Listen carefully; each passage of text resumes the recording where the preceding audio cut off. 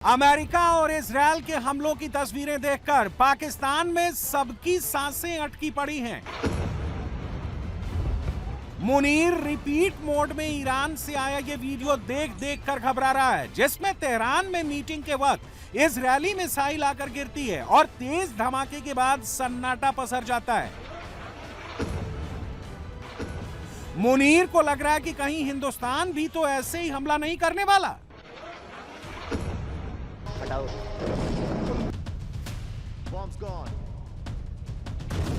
पाकिस्तान में मचे इस डर की 3 वजह हैं। पहली वजह यह कि इंडियन एयरफोर्स ने पाकिस्तान से सटे बॉर्डर के बेहद करीब सदर्न सेक्टर में 5 मार्च से 12 मार्च तक के लिए नोटिस टू एयरमैन जारी कर रखा है।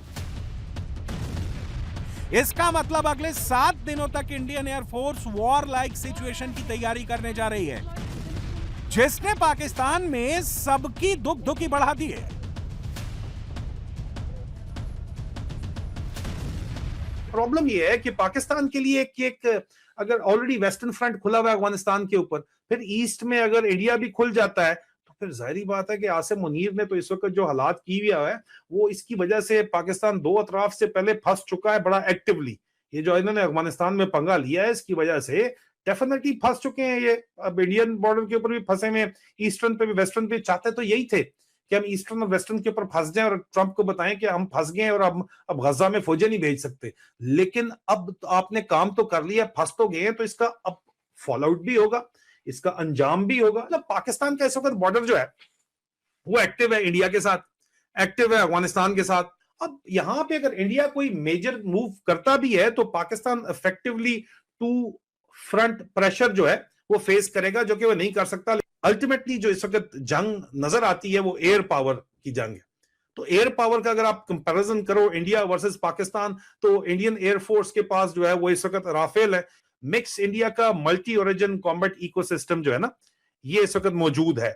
एडवांस रडार और प्रिसिशन स्ट्राइक कैपेबिलिटी भी इंडिया के पास अवेलेबल बहरहाल है। और पाकिस्तान टू फ्रंट प्रेशर जो है, क्या वो बर्दाश्त कर पाएगा, फेस कर पाएगा? फेस तो वो ऑलरेडी कर रहा है ना, इस वक्त रोला तो बना हुआ है उनका। तो अब पाकिस्तान ये टू फ्रंट प्रेशर कितने अरसे फेस कर सकता है, मुश्किल है। इसी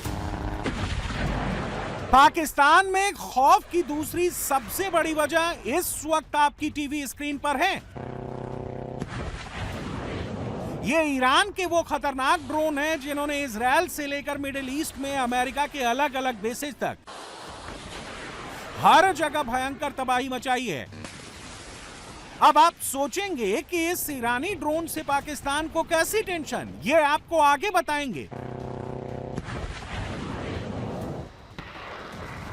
अमेरिका, इजरायल और ईरान के युद्ध में इस वक्त ईरानी शाहिद 136 ड्रोन पूरी दुनिया में चर्चा का विषय बना हुआ है। ईरान के शाहिद 136 ड्रोन की कीमत करीब $20,000 यानी 18 लाख रुपए बताई जाती है। माना जा रहा है कि ईरान के पास ऐसे करीब 80,000 ड्रोन मौजूद हैं और अमेरिका ईरान के 18 लाख के ड्रोन को 37 करोड़ की मिसाइल से गिरा रहा है। लेकिन ईरान इजरायल युद्ध के बीच भारत अब एक ऐसा ड्रोन रेडी कर रहा है जो पाकिस्तान में घुसकर मुनीर के चीथड़े उड़ा सकता है। मिडिल ईस्ट में जारी युद्ध के बीच हिंदुस्तान ने अपनी खामोश प्रयोगशालाओं में से एक ऐसा नाग निकाला है जो दुश्मन के कलेजे को चीर देगा।